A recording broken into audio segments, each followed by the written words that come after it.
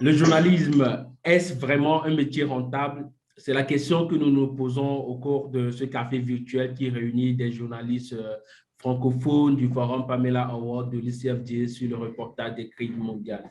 On entend de plus en plus dire que le journalisme ne nourrit pas son âme, qui ne permet pas de bien gagner sa vie, qui mène au chômage, à la précarité. Qu'en est-il réellement? Le métier est-il rentable ou pas? Et les journalistes sont-ils bien payés? Quelles sont les réalités? Quel intérêt les journalistes sont-ils censés servir en priorité? Nous en parlons au cours de ce café virtuel pour lequel nous recevons Narcisse Prince Agbodion, qui est le directeur du site d'information Interview Info, et le confrère Fedi Dramé, journaliste chargé de projet à WebTap. Mais ils ne seront pas que les deux participants à ce café. Comme le nom le dit, bien sûr, tous les journalistes qui y participent auront droit à la parole. Et j'aimerais vous prier, lorsque vous n'avez pas encore la parole, de désactiver votre micro, de sorte que celui qui parle puisse bien être entendu. Et si vous avez quelque chose à dire, vous avez la fonctionnalité, levez la main qui est en bas de votre écran, que vous pouvez appuyer pour me permettre de savoir que voilà, vous avez un mot à dire et je vous donne la parole. Comme ça, on est beaucoup plus organisé et la personne qui prend la parole sera très, très bien entendue. C'est parti, on ne va pas passer par 4 chemins. Je vous pose la question comme ça, petite Rami, le journalisme, est-ce un métier rentable? Ton micro, il n'est pas Merci. activé. Merci Kossi. Bonjour à tout le monde, chers confrères et consoeurs. Le journalisme est un métier rentable. Bon, la question que posée se répond à deux niveaux. D'abord, rentable, c'est déjà, on passe à l'entreprise, mais ici, je pense que nous ne sommes pas là pour parler de l'entreprise, mais pour parler du journalisme. Du journaliste en tant que professionnel, en tant qu'employé, en tant que travailleur. Alors, est-ce que le journalisme profite ou nourrit son homme? La réponse est à la fois oui et non. Oui, il y a des journalistes qui sont dans des entreprises qui travaillent, qui sont bien payés. D'autres ne sont pas dans des entreprises qui sont sur le terrain, des journalistes indépendants qui travaillent avec plusieurs entreprises en même temps et qui sont bien payés. Parfois même, ils travaillent avec d'autres organisations qui ne sont pas des entreprises qui gagnent bien leur vie. Alors, de ce point de vue, non, est-ce que ça nourrit parfois non, parce que nous sommes dans un, surtout pour ceux qui concernent l'Afrique, surtout dans le pays de l'Afrique de l'Est, ce n'est pas évident. Il y a beaucoup d'entreprises de presse qui se créent et les journalistes dans beaucoup d'entreprises n'ont même pas d'emploi et n'ont pas de contrat. Ils ne sont pas des contractuels. Certains n'ont même pas. Et cela est d'autant plus grave maintenant quand on sait qu'avec la démocratisation à outrance de l'information, tout le monde peut véhiculer de l'information. Maintenant, est-ce que c'est de l'information journalistique qui est scientifiquement élaborée comme ça doit être fait par un journaliste? Ça, c'est la question. Mais on est en face des populations qui ne savent pas lire l'information. Malheureusement, ils n'ont pas de culture d'information, ça, il faut le reconnaître.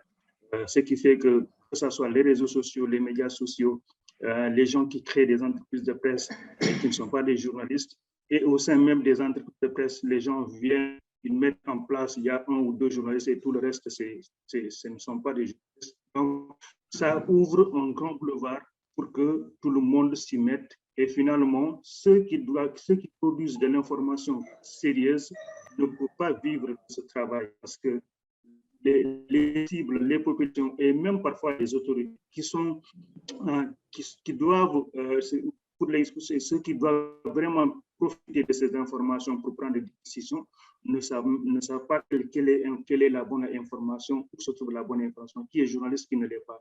Finalement, c'est le journaliste qui en pâtit. Et de ce point de vue, on peut dire que le journalisme ne nourrit pas son homme dans la plupart de l'autre. Voilà.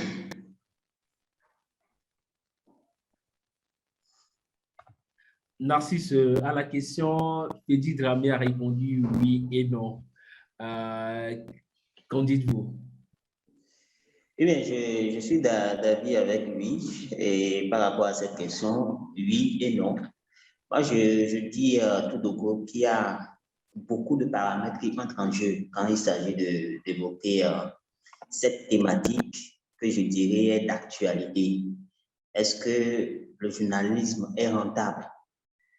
Je dirais dans un premier temps que cela dépend des pays et cela dépend également du niveau des médias par rapport à ces pays.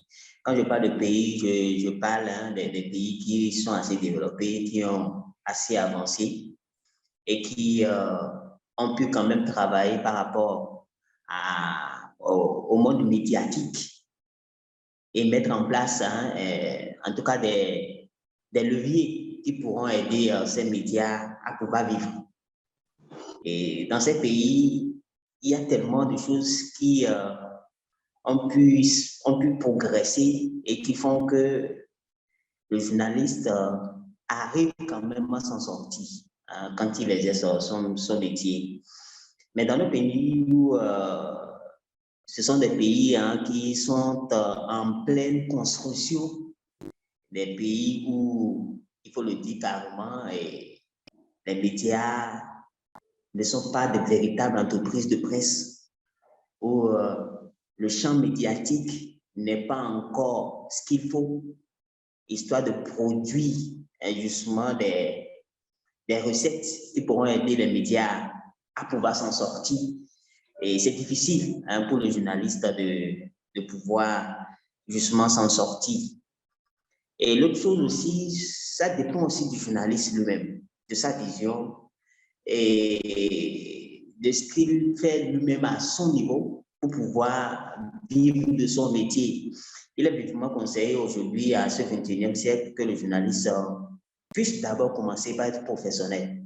Et être professionnel, c'est de connaître l'éthique de notre métier. Vous savez, le journalisme est un métier de rigueur, un métier de discipline. Et l'éthique est le bouclier du journalisme.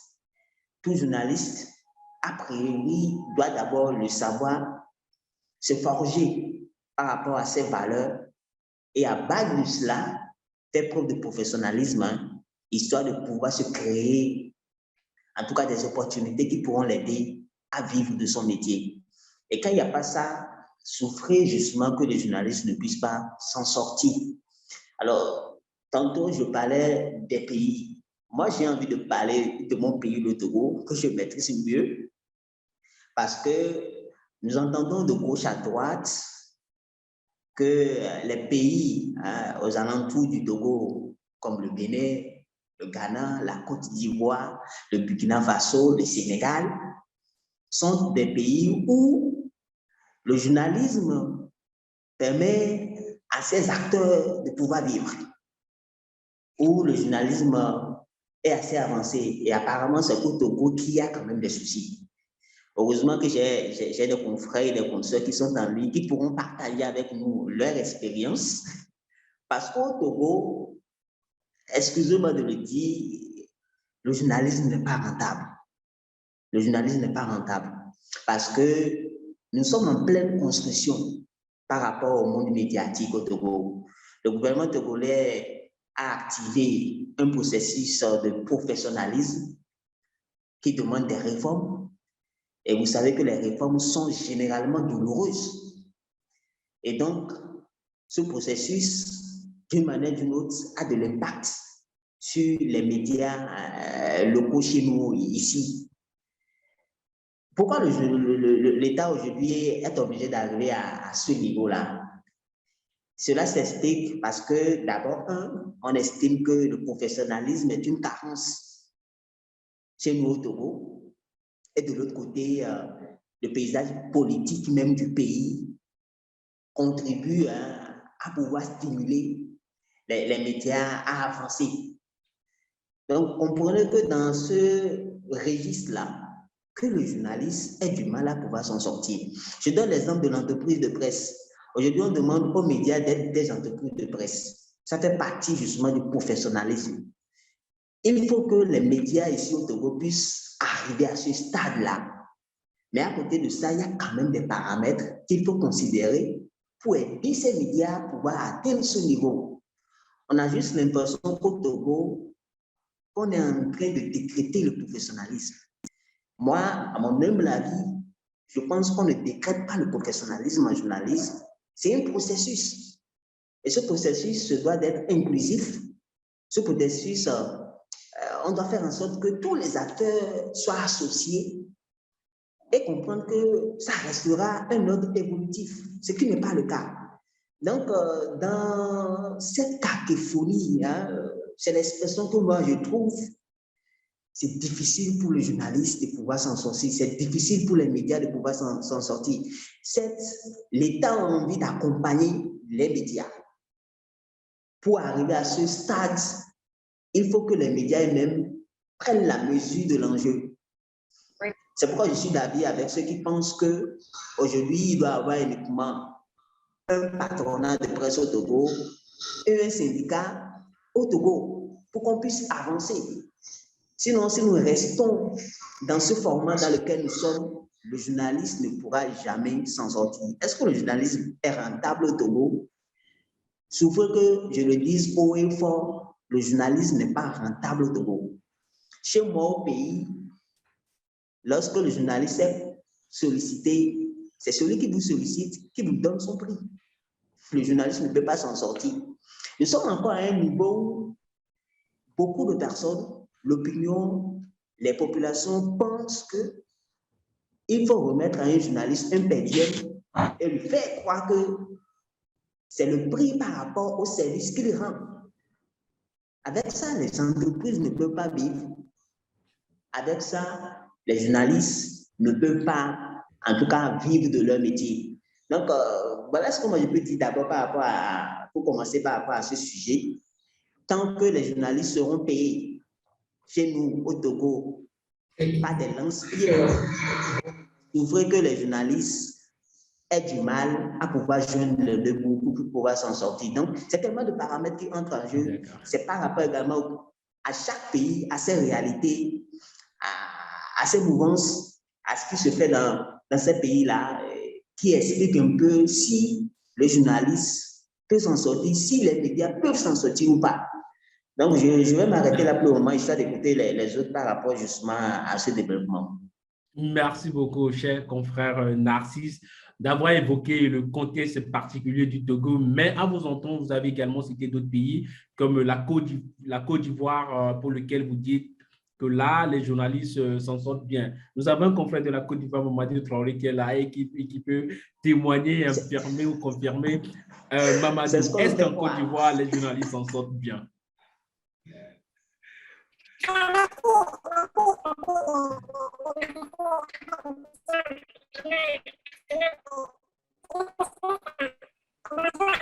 Le son n'est pas audible. On ne vous entend pas bien.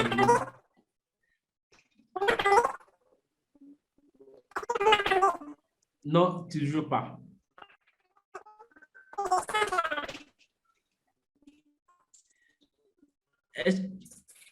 Est-ce que vous pouvez essayer d'aller sans micro ou d'aller avec l'audio de l'ordinateur? En attendant de régler ce petit souci technique de Mamadou, je vois ici devant moi le confrère Eric Sibamba, qui, je crois bien, est de la RDC. Quelle est la situation chez vous en RDC?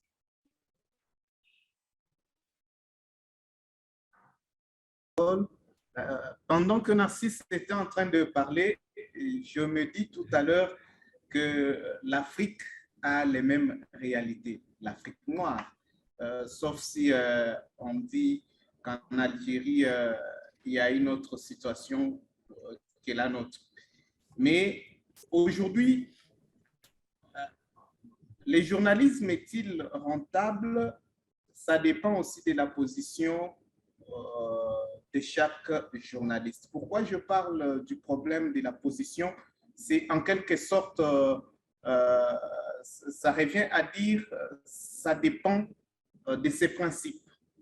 Nous avons un défaut aujourd'hui, c'est que la plupart des médias chez nous sont tenus par les opérateurs politiques. Alors, quand nous avons des opérateurs politiques qui tiennent les médias, la première des choses, c'est qu'ils visent leurs intérêts électoraliste. Il n'y a rien qui est fait pour le compte du journaliste lui-même. Alors, c'est à nous de jouer sur les professionnalismes. Nous venions de tenir récemment les États généraux de la communication et médias ici chez nous en République démocratique du Congo. Et j'ai pris part personnellement à ces États généraux. Alors, vous devrez comprendre que la situation est presque la même et nous avons décrié cela et nous avons demandé, nous avons suggéré qu'il y ait des subventions de médias par le gouvernement et surtout qu'on puisse contraindre les responsables de médias à respecter eux aussi l'éthique et déontologie, au moins, et à respecter un SMIG pour les salaires des professionnels des médias.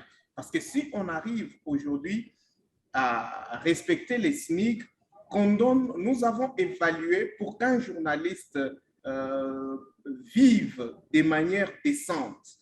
Donc, pas trop exigeant, une belle maison, une belle voiture, non, non. Juste louer une maison modeste, avoir une maison modeste et ne pas dépendre d'autres personnes. On a fait une évaluation qui arrive autour de 400 €. Et on s'est dit, si le gouvernement peut contraindre, réduire certaines taxes pour les médias et laisser la possibilité aux médias de prendre en charge son personnel, cela aiderait les journalistes d'une certaine manière. Mais par rapport à la question que Narcisse a évoquée tout à l'heure, où il faut avoir de per diem, en fait, c'est nous qui nous sommes mis cela en tête ensemble avec les opérateurs politiques qui sont pour la plupart des propriétaires des médias.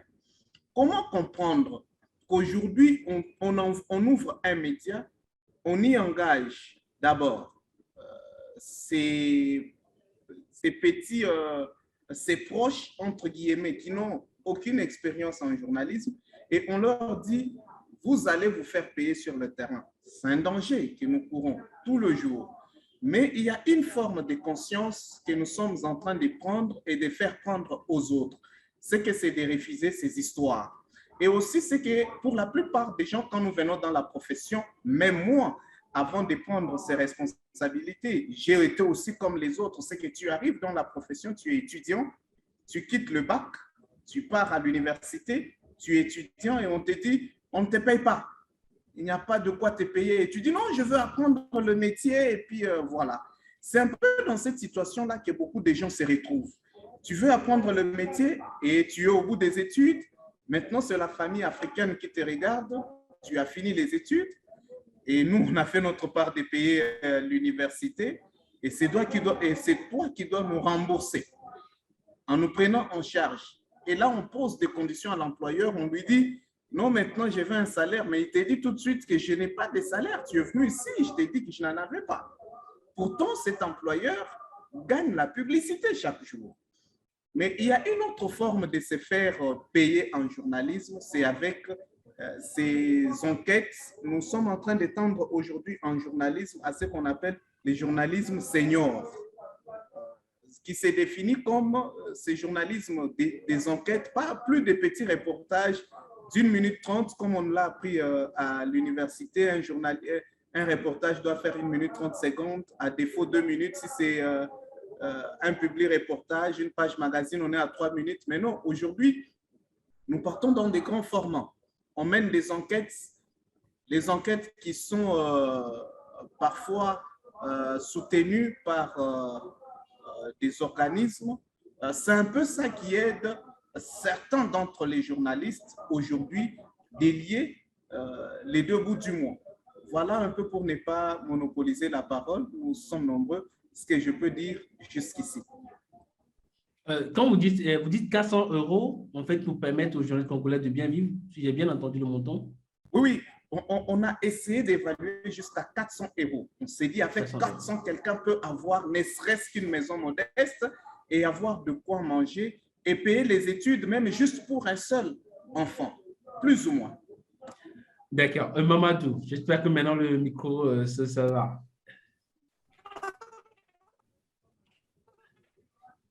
Allô, Mamadou? Il y a toujours un problème de micro. On ne t'entend pas.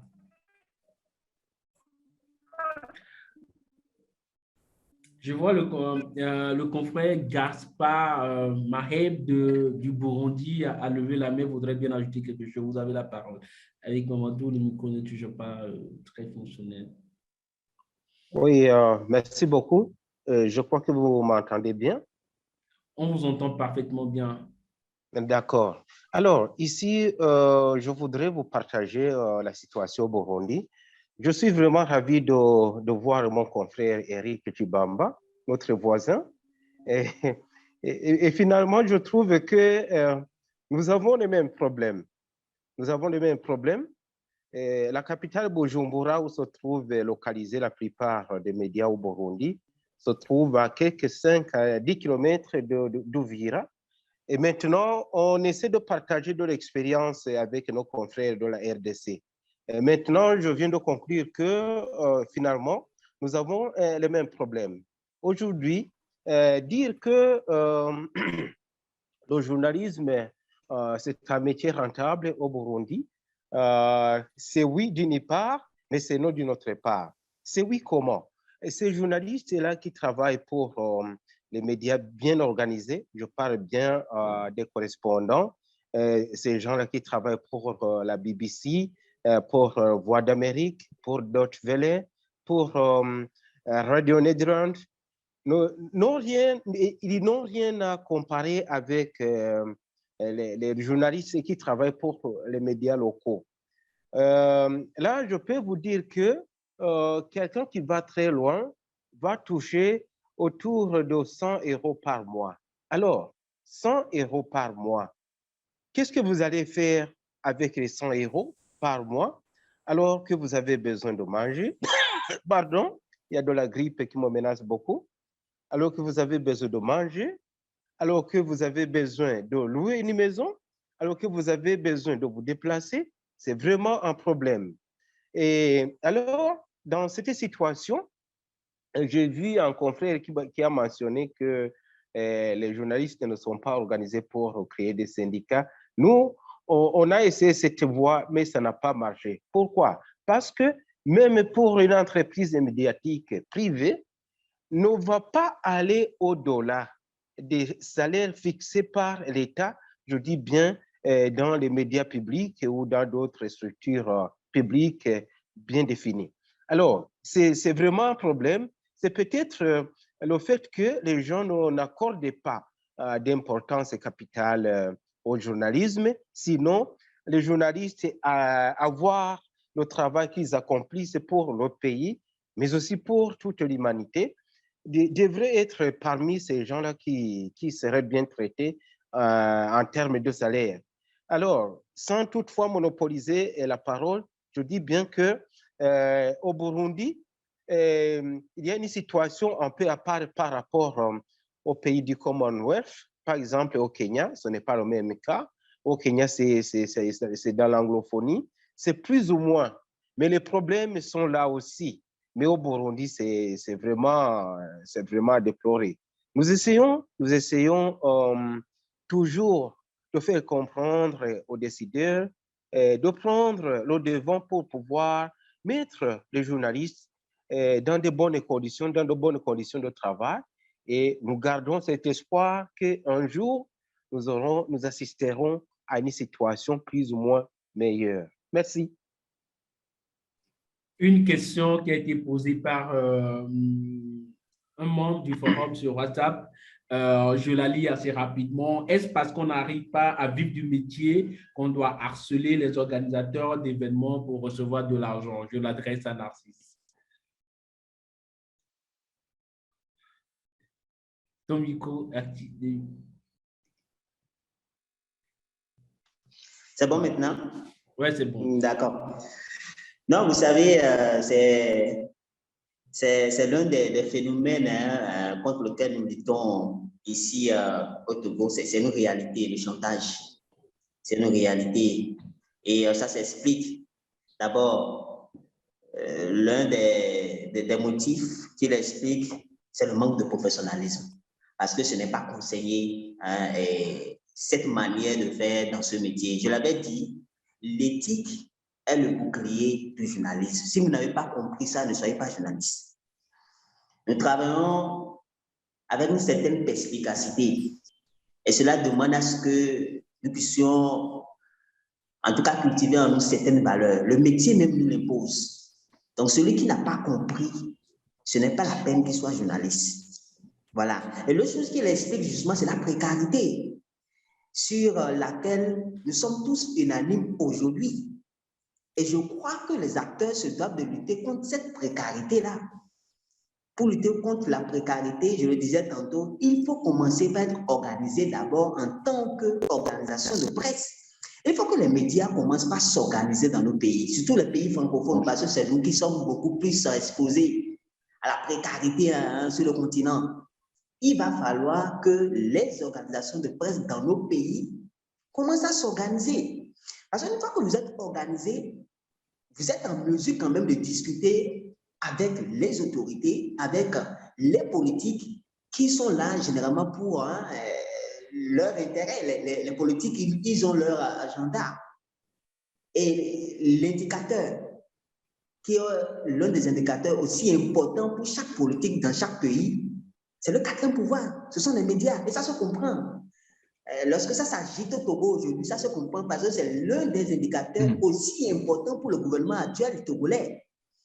Donc, nous devons comprendre la mesure de la chose en tant que médias, en tant qu'acteurs des médias, en tant qu'organisation de presse et s'organiser.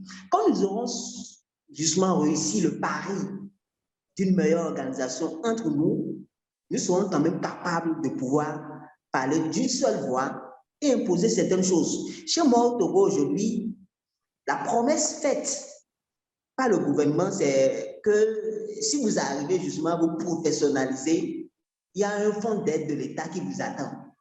Bah, là où tu es d'accord avec moi qu'aujourd'hui, personne n'est capable de dire le contenu de ce fonds d'aide de l'État. C'est un sujet qui vient très rarement même.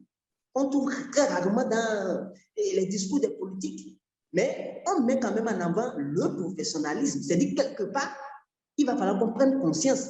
Si nous ne luttons pas contre la précarité, si nous ne luttons pas pour la professionnalisation, vous aurez forcément des journalistes que je considère comme des produits galeux qui vont à chaque fois vouloir justement monnayer le travail qu'ils font contre de l'argent, qui seront dans le harcèlement comme nous le constatons aujourd'hui chez nous au Togo, également dans les pays à côté, et qui justement vont jeter de l'opprobre sur le métier de journalisme. Le métier de journaliste est un métier noble, cher ami.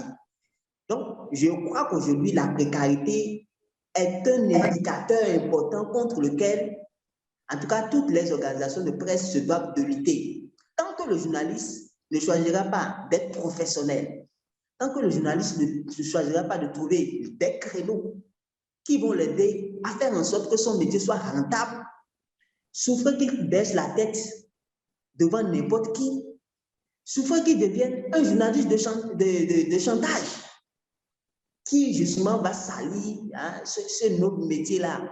Donc, ça s'explique. Le manque de professionnalisme d'un côté, de l'autre côté, justement, la précarité qui semble être la chose la mieux partagée dans la plupart des pays francophones. Et c'est regrettable de le dire. Le challenge d'aujourd'hui, c'est au niveau des acteurs eux-mêmes.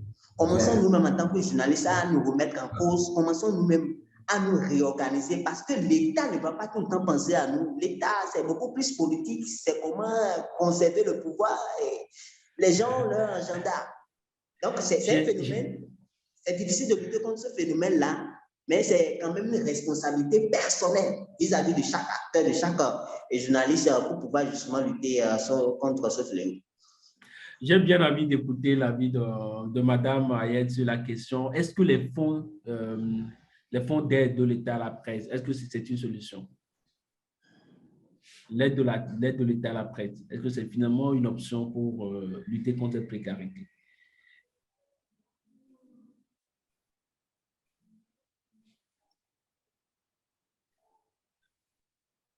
Madame Ayed, le micro n'est pas activé. En attendant qu'elle revienne, Sophie, je lis dans le chat, les offres sont une part des solutions. Qu'en dites-vous, Sophie? Bonjour, bonjour Kwesi. Bonjour. Bonjour, C'était Sophie, Sophie. moi, que tu Bien voulais sûr, dire. bien sûr. Bonjour, bonjour à tous. Oui, j'ai posé cette question. Déjà, je vais juste me présenter parce que on est collègues avec Kwesi. Je suis la responsable éditoriale d'Iginet en français, qui est le pendant éditorial un peu du forum. Et non, tu m'as posé une question précise aussi ou juste de réagir? Oui, oui, c'est la question, c'est de savoir est-ce que les offres en fait de- les offres d'hygiène sont une part de solution à la précarité. Oui, moi je pense, surtout en écoutant les témoignages des confrères et des consoeurs, je me disais que c'était vraiment important d'avoir un endroit, une page francophone pour tous les confrères francophones et qui rassemble les opportunités de travail, de bourse, de prix, parce que souvent d'ailleurs, les prix et les bourses sont associés à de l'argent et ce n'est pas tabou, cette question de l'argent. D'ailleurs, je trouve ça très, très intéressant d'en faire un café virtuel parce que, en fait, on fait tous, on a l'impression que cette profession de journaliste, elle est tellement connotée comme une profession passion, ce qui est vrai. Je pense qu'on est tous passionnés par ce qu'on fait, peu importe où on habite et où on travaille. Mais reste que, comme disait le collègue, il y a des loyers à payer, il y a des factures à payer et il y a des études pour les enfants à payer. Et d'ailleurs, le fait d'avoir un salaire convenable, même sans rêver d'avoir des 100 et des 1000, le fait de pouvoir vivre de son travail, ça devrait être un minimum. Et malheureusement, je crois que ce n'est pas le cas. Mais voilà, je mettais cette remarque un peu comme une forme d'espoir parce que il y a quand même des opportunités à prendre pour les consoeurs et les confrères. Et je dirais d'ailleurs que la crise sanitaire a quand même ouvert certaines possibilités, paradoxalement, notamment sur les emplois en télétravail. Et du coup, ouvre des possibilités pour les consoeurs et les confrères dans le Sophie, monde. j'ai bien envie on retrouve dans certains pays africains, même chez moi ici au Togo, des journalistes qui travaillent sans contrat, ça veut dire sans aucune rémunération. Est-ce que c'est du genre, c'est une situation qu'on peut se retrouver en France où des journalistes sont embauchés sans Bonjour, vous contrat? m'entendez? Oui, on vous entend, Mamadou. Ok, merci. Oui. Où des journalistes sont sans contrat.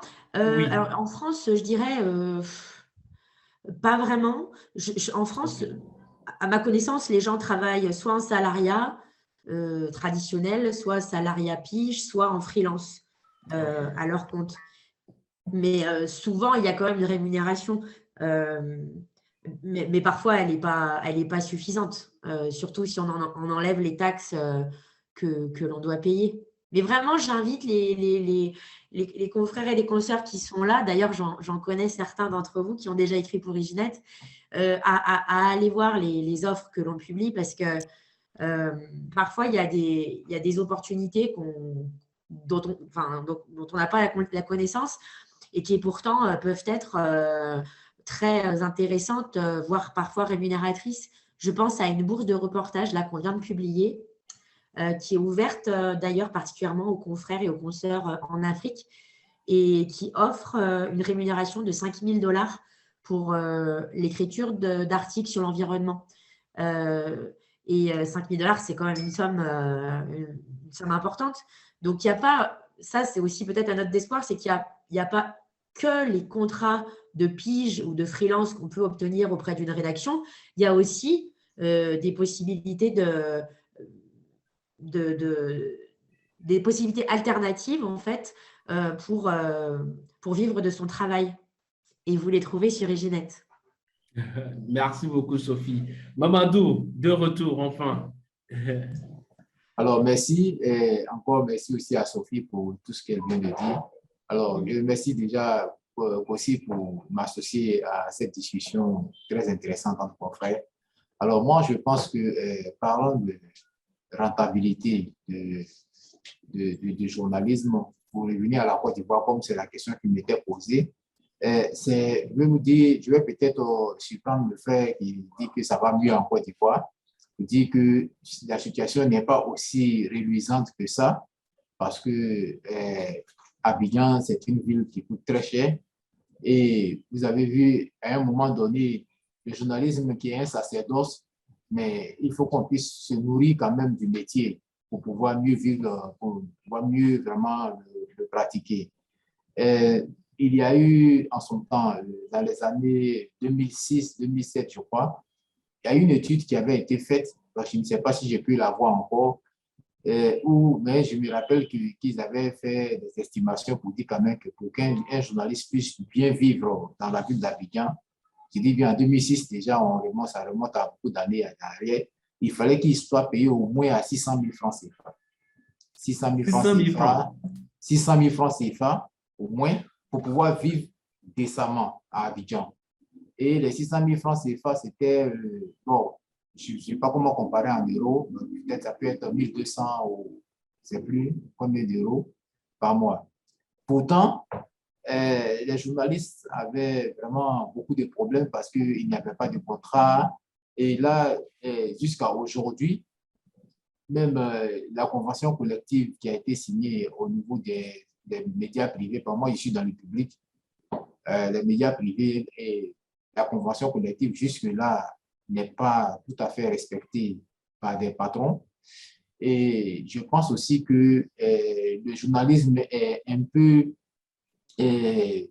tiré en arrière par la pluralité. C'est vrai que le pluralisme est important dans les médias pour des questions de démocratie, pour la consolidation de la démocratie, mais il y a trop de journaux pour un si petit public qui doit lire.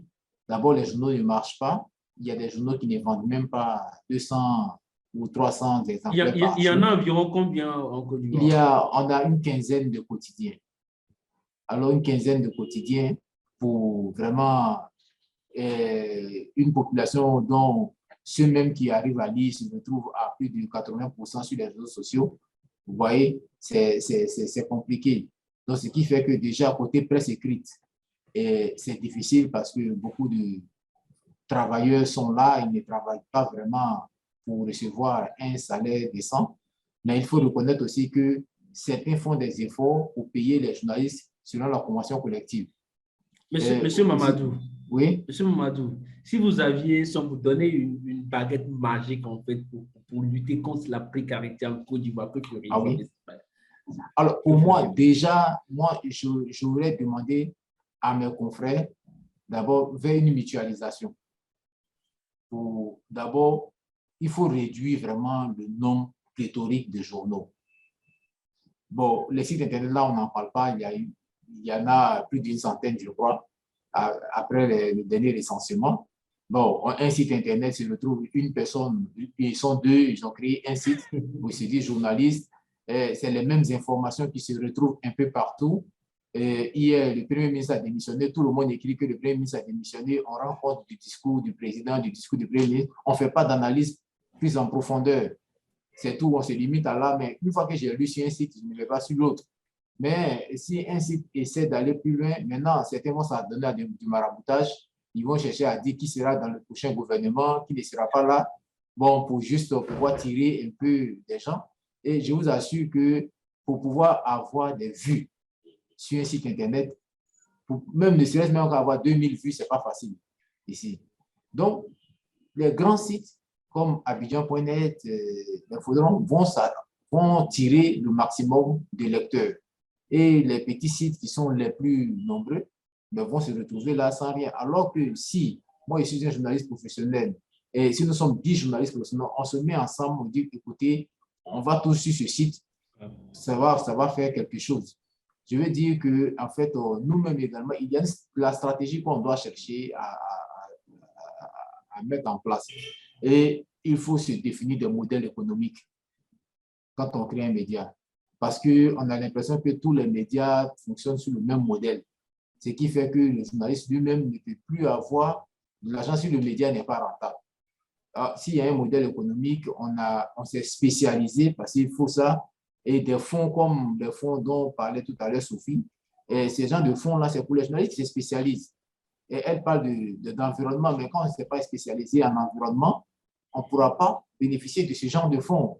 Et ce genre d'initiative, il y en a souvent qu'on voit, mais comme les gens ne se forment pas, ils sont beaucoup généralistes, ils n'arrivent pas à bénéficier de cela. Donc, en un mot, en Côte d'Ivoire, il y a des journalistes qui s'en sortent, mais la grande majorité reste vraiment dans la précarité. Ça, il faut le dire, c'est un peu la situation un peu partout. Voilà. Je vois M. Kossi-Bondi qui a levé. Bien sûr. Après, je donne la parole à Mme Mayet. J'ai vu la main levée depuis longtemps. Voilà. Ah, d'accord. Voilà. Un second merci. Kossi du Togo. En fait, moi, je suis Francisco Napokura, Kossi-Bondi. Donc, je suis directeur de publication du bimensuel togolais Tampa Express. Et puis, j'interviens un peu dans l'enseignement, surtout à l'université, au niveau de l'école de journalisme. D'accord? Donc, je donne le cours de management des entreprises de presse. Et mon confrère, Sido Monoumo, vient de parler comment le gouvernement a décrété l'entreprise. Et c'est un problème, c'est un phénomène ici au Togo, parce que on se rend compte que même celui qui a décrété l'entreprise de presse n'a pas suffisamment intégré la notion d'entreprise. Donc, il s'agit ici peut-être d'aller déclarer une entreprise au centre de formation d'entreprise, et puis ça s'arrête là. Alors que c'est tout un processus. L'entrepreneur média doit avoir certaines notions, sinon beaucoup de notions en matière de séparation de l'entité de la personne physique qu'il a créée, ce qui pose aujourd'hui un problème parce que les gens n'arrivent pas en tant que patron de presse de pouvoir s'organiser pour scinder les deux personnes. D'accord? Du coup, la gestion est totalement confondue. On a l'impression que c'est une épicerie familiale où le patron rentre, il prend, il s'en va. Donc, quand on parle de rentabilité dans nos pays, c'est difficile de connaître la rentabilité à partir du moment où il n'y a pas de gestion qui permette de dégager, n'est-ce pas, les vrais efforts, n'est-ce pas, de cette presse.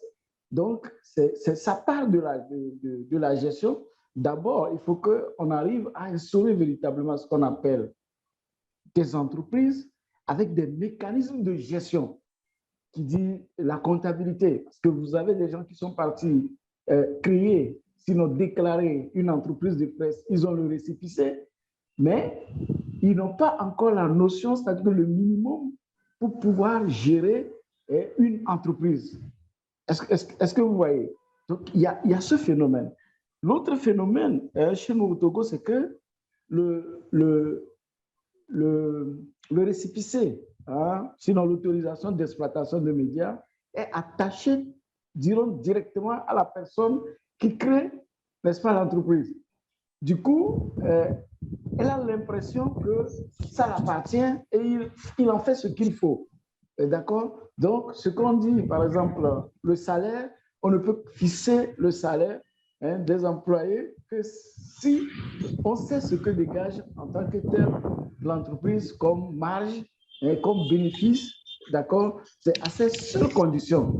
Donc, nous avons encore du travail sur le terrain pour la professionnalisation des entreprises avant de parler de rentabilité. Nous avons fait des études et au niveau du CEROS à l'Université de Lomé et pour voir en termes d'exercice de métier de la presse, aussi regarder un peu en matière de gestion et de rentabilité. Donc, on s'est rendu compte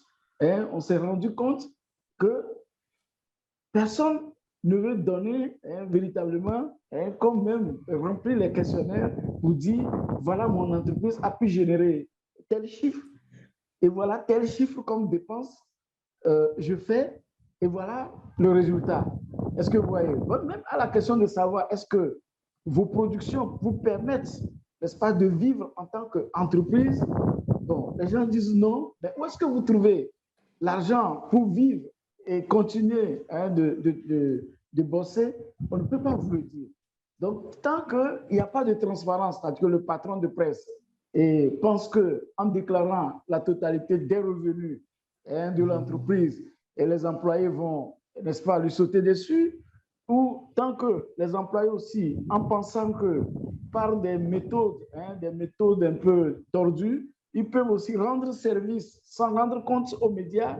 Donc, vous imaginez que c'est un désordre qui est créé et qui arrange et les patrons et quelque part également les employés qui finalement seront sur le carreau parce que les employés, à la fin, il faut la retraite. La retraite, on ne peut l'avoir que lorsque l'entreprise est enregistrée normalement à la Sécu et que l'entreprise est gérée pour pouvoir assurer les vieux jours, n'est-ce pas, de ses employés. Voilà des choses, n'est-ce pas, qu'il faut voir avant de véritablement parler d'entreprise et de parler de rentabilité. Parce que la rentabilité, ça suppose beaucoup de choses. Il y a des conditions préalables, n'est-ce pas, pour pouvoir étudier la rentabilité d'une entreprise. Et voilà à peu près la petite contribution que j'ai à apporter, n'est-ce pas, à ce forum. Merci. Merci beaucoup, Cheikh aussi. Madame Ayed, la question que je vous posais était liée à l'aide de l'État à la presse, mais j'ai une autre question, celle de dire non, en fait. Que conseillez-vous à ces journalistes qui n'arrivent pas à dire non, en fait, à leur employeur qui ne leur paye rien? Est-ce que c'est encourageant, en fait, de travailler au sein d'un média pour lequel vous n'avez aucun contrat, vous n'êtes pas rémunéré et vous continuez à produire des contenus? D'abord, bonjour tout le monde.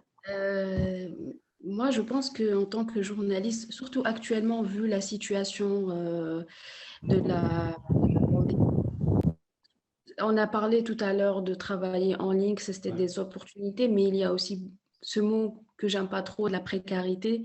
Pourquoi vous n'aimez pas trop ce mot? Parce qu'il n'est pas assez violent. Sachant que de nombreux journalistes ont perdu plus que leur emploi.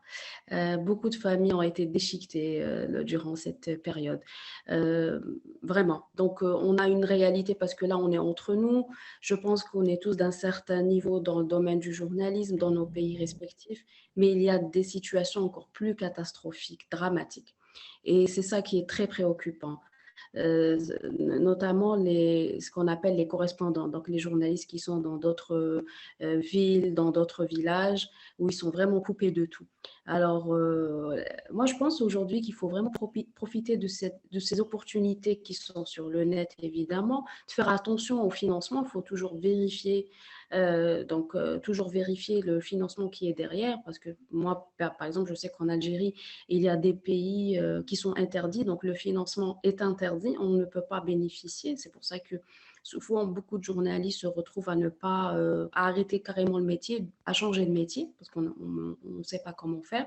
Quand, par exemple, ça vient de l'Union européenne, après, derrière, il y a un autre pays, donc il faut faire attention à ses sensibilités, ou sinon, on se fait embarquer directement. Donc, on ne va pas vous demander si vous le saviez ou pas. Donc, voilà, donc il faut faire attention. Et puis, je pense aujourd'hui, comme l'a dit mon confrère, la gestion est très importante, mais il faut surtout se gérer soi-même, c'est-à-dire sa carrière sur les réseaux sociaux. Ça, c'est très important. On en a parlé la dernière fois avec Cossi. C'est tellement important. C'est pas se créer un label, mais disons que donnez l'information que vous donnez sur vos journaux, mais en tant que journaliste, vous devez vous créer votre propre marque, tout simplement, qui pourrait être dissociable de votre organe et faire votre propre promotion, tout simplement. On doit être les influenceurs d'aujourd'hui. Vous voyez un peu les influenceurs sport, musique, magazine, beauté. Dans le domaine du journalisme africain, on n'a pas ce genre d'individus. On reste sur des personnalités qu'on aime bien écouter à la radio, qu'on aime bien voir en reportage, mais en tant qu'influenceur, des gens qui vont vous suivre pour votre contenu, votre personnalité, ça, je pense qu'on passe vraiment à côté, sachant qu'il y a des personnalités dans le domaine du journalisme. Et je suis en train de vous parler, j'ai repéré au moins 5 minimum qui pourraient vraiment donner beaucoup de choses, informer bien sûr, mais surtout former les jeunes, les jeunes générations qui sont là et surtout les gens qui veulent se convertir vers le journalisme. N'oubliez pas qu'aujourd'hui, la communication, le digital, le journalisme, on peut vraiment lier le tout pour créer quelque chose d'une dynamique, un nouveau environnement, si je peux m'exprimer ainsi, pour promouvoir notre travail. Il est important de promouvoir le travail que nous faisons parce qu'il est valorisant pour beaucoup, je sais, et que souvent on n'est pas du tout pris au sérieux dans certaines rédactions à travers nos investigations, certains articles, ils passent inaperçus. Pourtant, si on travaille entre Algérie, Togo, par exemple, Algérie, Togo, Mali sur une enquête sur, par exemple, le beurre de karité, on va être super étonné de retrouver des données qui pourraient faire révolutionner la manière dont on traite des grands thèmes. Voilà. Merci beaucoup, Madame Ayed Patient. La main, elle est levée depuis. Oui, bonjour à tous. Bonjour, oui, aussi moi, je voulais juste intervenir par rapport à la réalité ici chez nous en RDC. Hein. Moi, je suis à Lubumbashi, deuxième ville du pays. Par exemple, ici, il y a un phénomène dans le chef de nos journalistes qui travaillent dans la presse écrite, hein, ceux qui ont dans des presses, pas magazines, mais des presses papier. Par moment, on s'est dit, est-ce que réellement ses confrères ont un salaire? Pourquoi je dis ça? C'est parce que nous qui travaillons dans l'audiovisuel, par moment, nous couvrons des activités dans lesquelles, d'habitude, nous sommes invités. Mais à la fin souvent des activités qui sont organisées, souvent ce sont nos amis de la presse écrite qui sont par moments très, très nombreux. Par exemple, ici dans la ville de Lubumbashi, on peut retrouver au moins une dizaine, mais avec un seul journaliste comme c'est lui-même qui écrit sur tous les sujets. Et ce qui fait que par moment, en tout cas ça, moi ça me fait souvent mal, ce qui fait que par moment, les personnes ressources, à chaque fois qu'ils voient les journalistes venir, même pour un sujet d'actualité, un sujet d'enquête, ces journalistes ou bien ces personnes ressources nous fuient. Pourquoi? Parce que nos amis de la presse écrite, souvent l'air un petit peu entre guillemets, obligent de l'argent.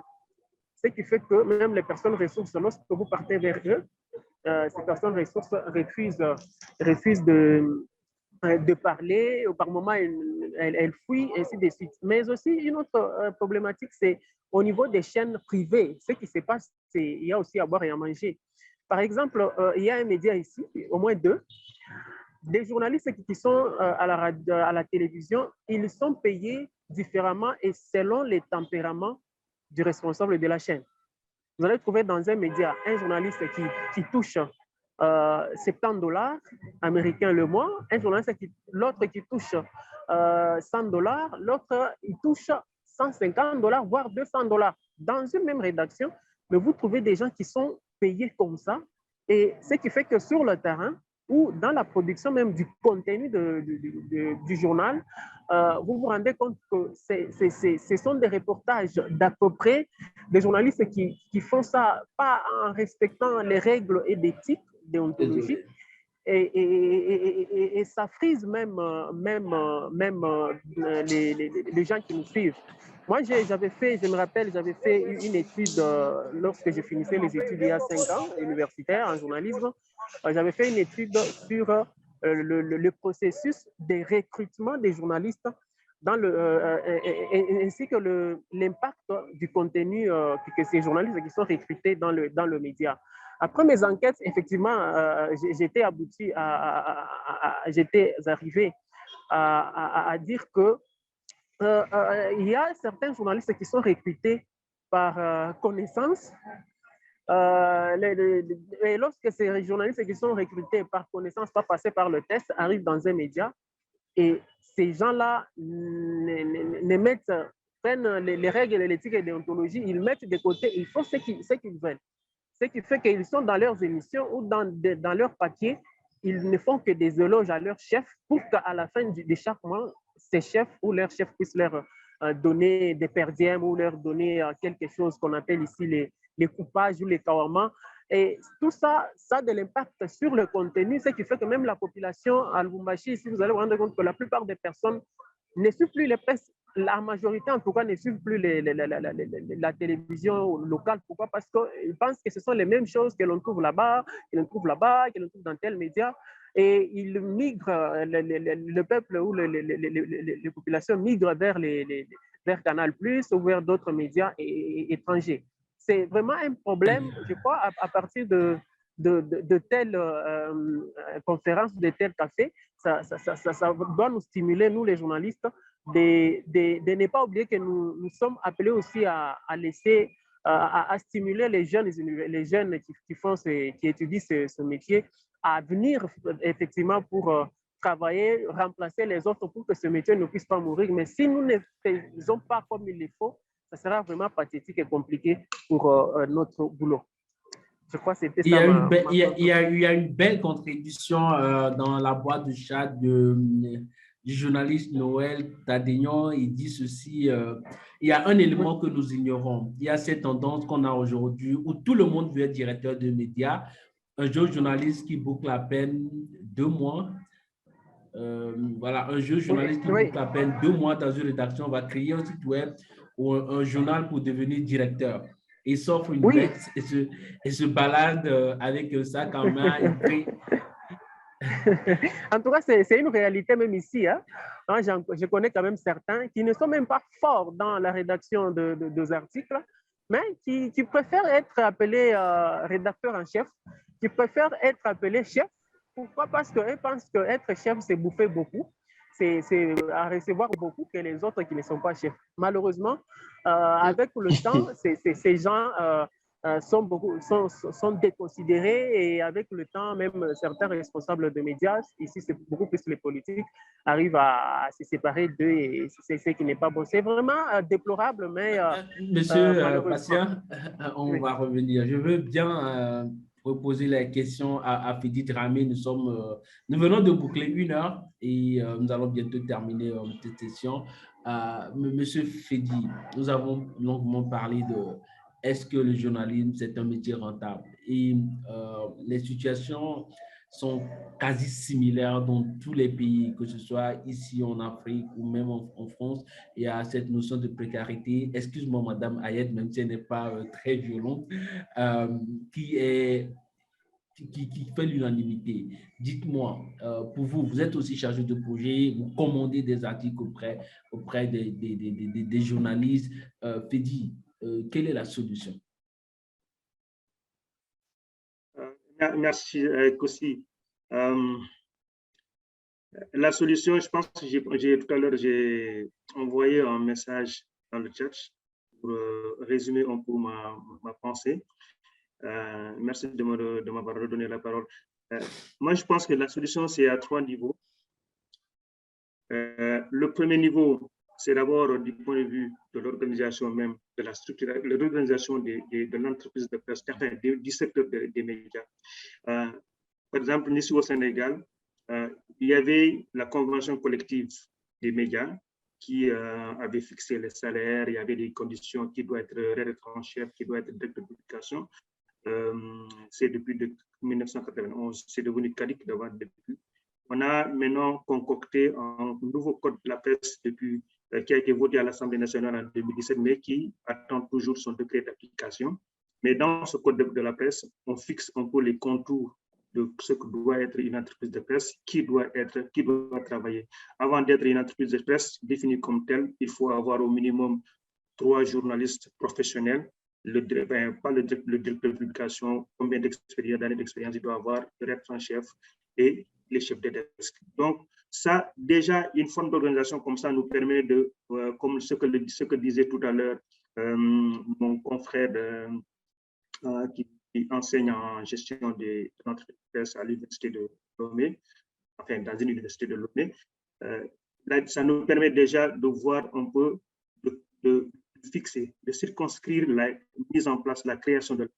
Ça, c'est très important. Parce que nous, quand un jeune journaliste de 2 ans d'expérience ou même plus se permet de mettre en place une entreprise de presse, de recruter des journalistes qui sont sortis même des écoles de formation, il y a problème. Il y a problème. D'abord, à ce niveau, il faut cela. Il faut d'abord circonscrire, organiser la mise en place de l'entreprise. L'autre chose, c'est au niveau des patrons de presse. Quelqu'un l'a dit ici, il faut qu'on arrive, il faut que l'entreprise de presse ait un modèle économique. Notre concert, la responsable éditoriale de Iginet et quelqu'un d'autre l'a dit ici, quand on met en place une entreprise de presse, on doit pouvoir, c'est pour vendre. Et pour vendre, il faut de la qualité. Il faut de la qualité. Malheureusement, nos entreprises de presse sont souvent, la plupart des entreprises sont tenues sont créées par des hommes politiques qui ne cherchent pas de l'argent dedans, mais qui cherchent plutôt des dividendes communicationnels. Et ça, c'est un problème. Il faut qu'on repense le modèle économique de nos entreprises de presse. Et ça, c'est le rôle des chefs de patron et des chefs d'entreprise, mais surtout aussi des responsables journalistes qui sont dedans. Il y a les hommes politiques derrière, ou bien des oligarques, ou bien des financiers derrière presque l'essentiel des entreprises de presse dans le monde. Vous allez en France, c'est des patrons, c'est les chefs des multinationales, les patrons des multinationales qui financent les entreprises de presse. Mais l'organisation à l'interne permet à l'entreprise de faire de la qualité, de faire un travail relativement indépendant, en tout cas sur quelque chose qui puisse intéresser les populations. Donc, il faut qu'à l'intérieur de l'entreprise de presse, dans la gestion interne, qu'on ait la possibilité de donner la parole, en tout cas que ce soit les journalistes qui décident. Pourquoi ne pas avoir des conseils d'administration, par exemple, c'est un peu l'idée qui peut pas être un peu comme ça, mais un conseil d'administration où il y a des anciens journalistes professionnels qui vont définir le contenu, la ligne éditoriale et tout. Après l'entreprise de presse, le chef, lui, va s'occuper de tout ce qui est finance et autres. Maintenant, le troisième niveau, c'est au niveau du journaliste lui-même. Et le journaliste, pour il puisse nourrir, enfin, pour que son métier puisse le nourrir, il faut qu'il fasse un travail de qualité. Vous ne pouvez pas vous spécialiser en compte-rendu pour dire que je suis journaliste. Ce n'est pas ça le journal. Le compte-rendu, tout le monde peut le faire. Pathé a dit, Samba a dit, je vais en point de presse, je reviens, je fais la même chose. C'est pourquoi d'ailleurs, ce que disait mon confrère ivoirien, c'est ça le malheur. Vous trouverez sur tous les sites, dans tous les journaux, les mêmes informations. Mais quand chacun essaie de penser et de donner un sens à l'information, le ministre a dit ceci. OK, d'accord, ça tout le monde le sait. Même c'était en direct à la télé. Si vous mettez sur le site, qui va vous lire?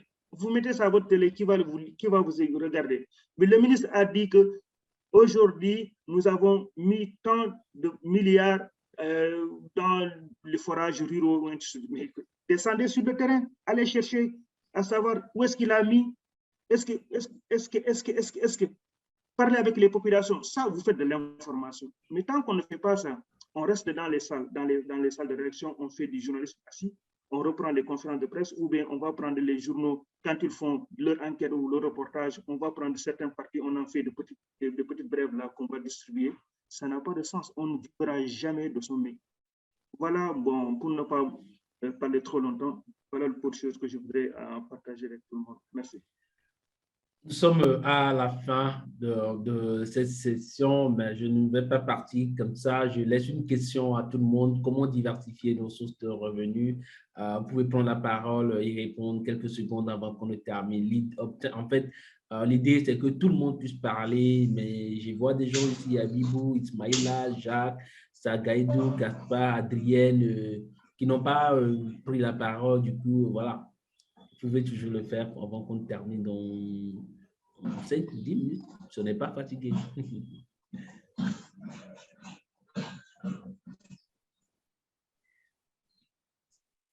Qui veut prendre la parole? Moi, je peux parler? Bien sûr. Je peux parler? Bien Oui. sûr, bien sûr. Oui. Alors, je disais, pour diversifier les sources de revenus, alors moi, je pense quand même que quand un média commence, d'abord pour pouvoir bien diversifier, il faut déjà avoir quelque chose qui est un peu consistant quand même, qui permet sur lequel on peut avancer, qu'on a déjà consolidé. Je prends l'exemple ici que, bon, en Côte d'Ivoire, les médias, voilà pourquoi il dit que souvent, nous-mêmes, les médias, on est responsables. Vous savez, le fonds de soutien à la presse, un fonds de garantie de, je crois, 3 milliards, un peu plus de 3 milliards, qui permet aux médias de venir prendre des prêts pour développer leur activité. Mais personne ne demande ce prêt. Tout le monde veut le prêt, la subvention directe, parce qu'ils disent qu'il ne faut pas qu'on va venir me créer des problèmes pour dire je dois. Oh, le fonds de garantie est là. Mais il y a un confrère qui a osé, ils ont eu beaucoup d'argent, ils ont construit un immeuble.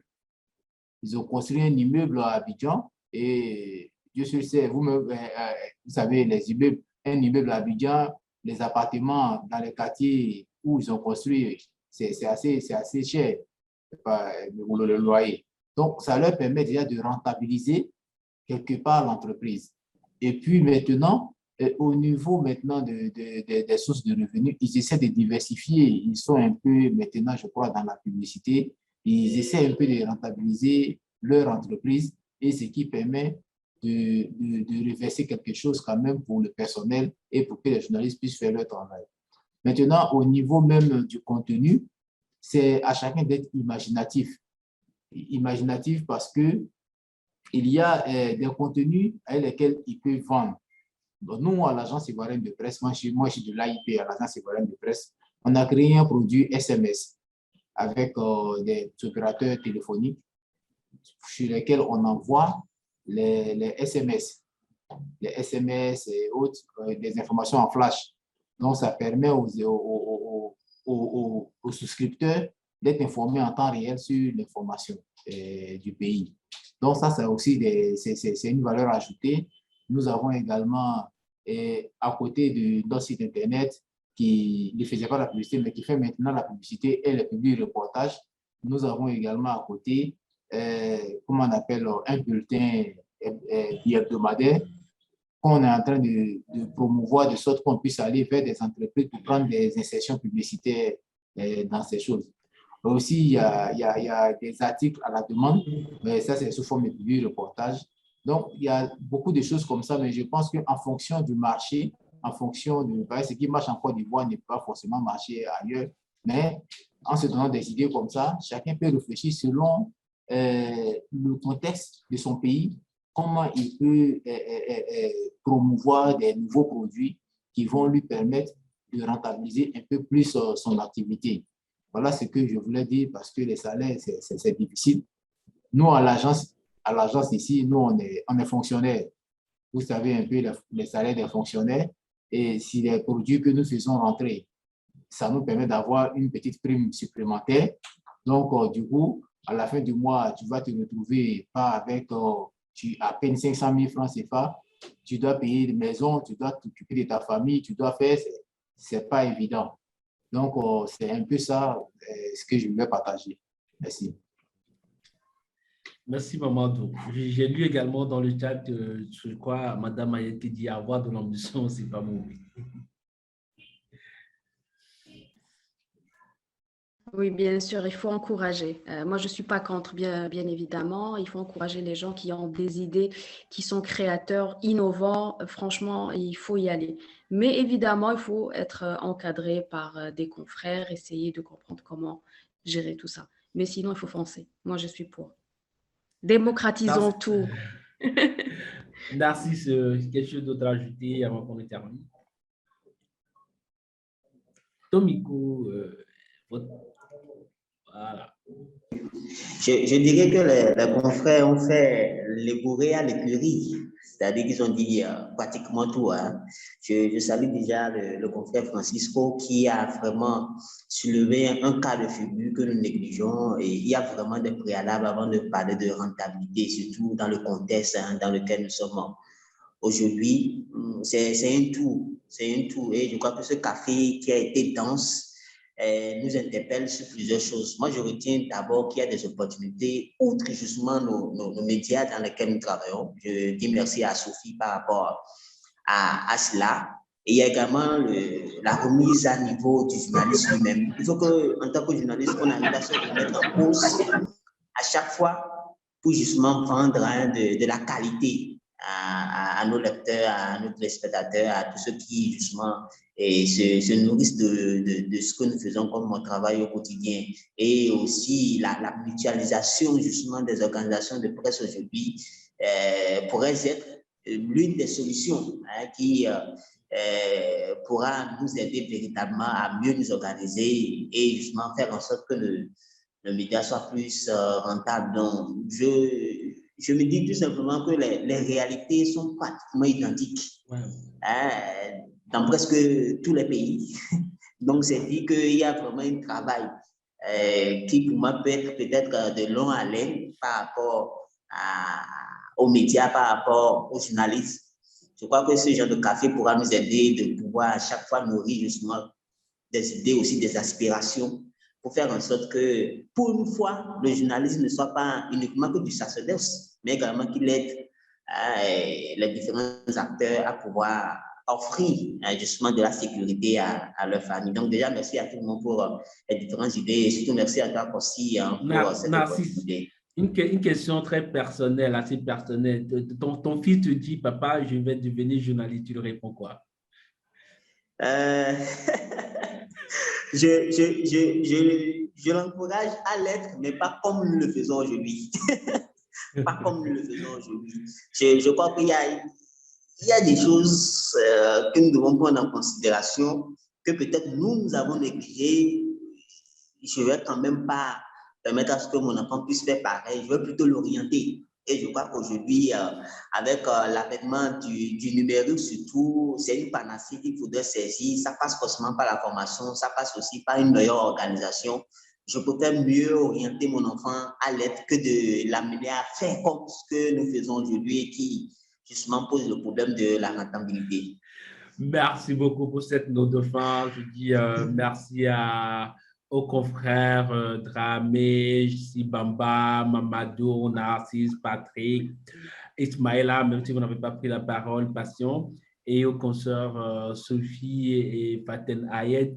Je note que la parité n'a pas été respectée. On a eu que deux femmes journalistes. Oui, la parité n'a pas été respectée. On a eu que 2 femmes journalistes.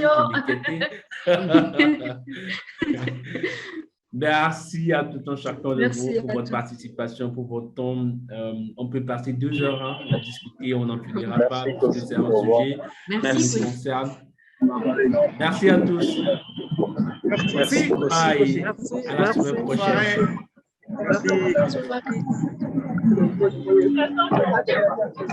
Merci.